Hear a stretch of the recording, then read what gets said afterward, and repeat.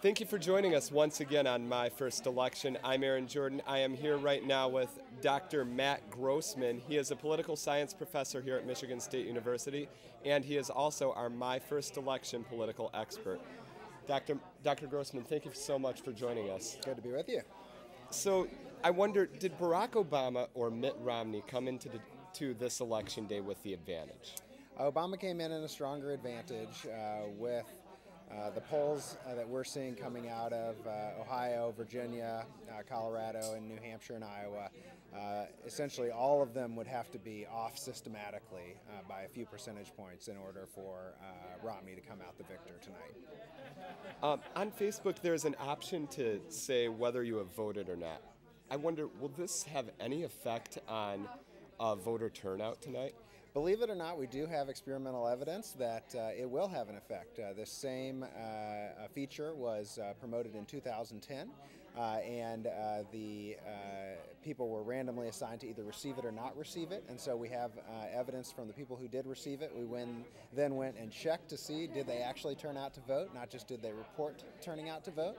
And there was a substantial increase in voting, accounting for 200,000 or so votes, according to the authors. So if it works again in this election, we would see a substantial increase. That's incredible, the power of social media that we have now.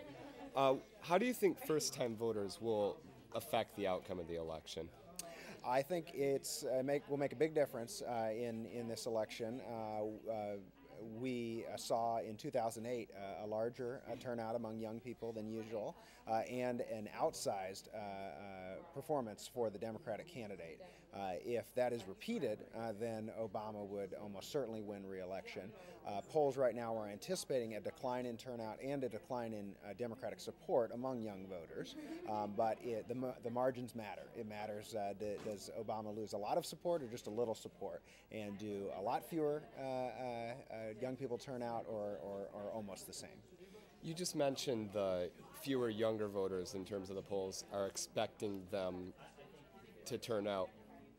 Why do you think that is? Well, traditionally, the youngest portion of the population has always been the least likely to vote.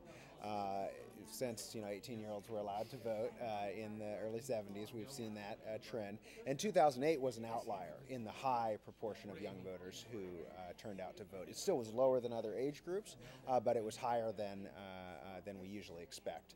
So we would expect some reversion to the normal patterns among young people in this election compared to 2008.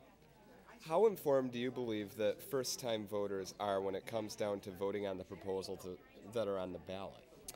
Generally, young people are paying less attention to the news, especially state and local news media that would enable them to learn more about those ballot proposals.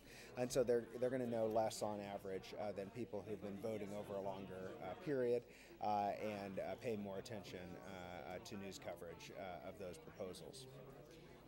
How will last-minute deciders affect the outcome of the election?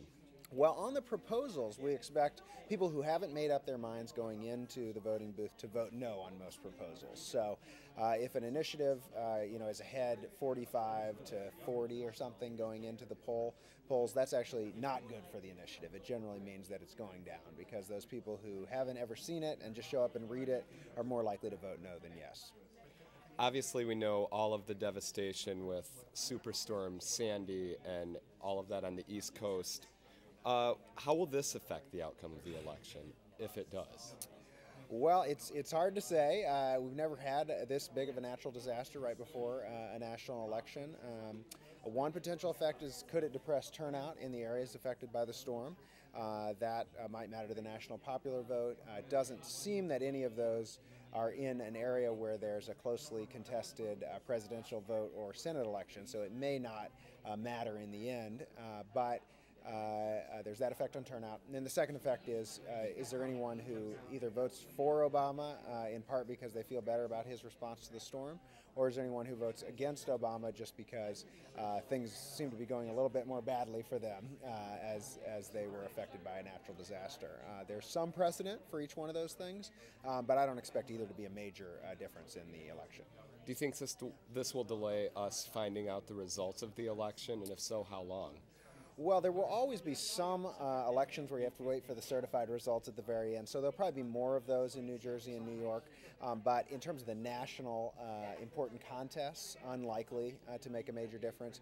The bigger capacity for delay is if we see a razor-thin margin in a tipping point state in the presidential election like Ohio, then if they then have to count the provisional ballots, that could take at least 2 weeks to even, so 12 days to even start the process, and then at least 2 weeks for us to find out. So you could see delays, but unlikely in response to the storm. Dr. Grossman, thank you very much for your insight.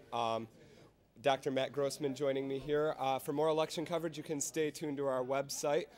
For now, I'm Aaron Jordan. We'll see you at the next cut-in.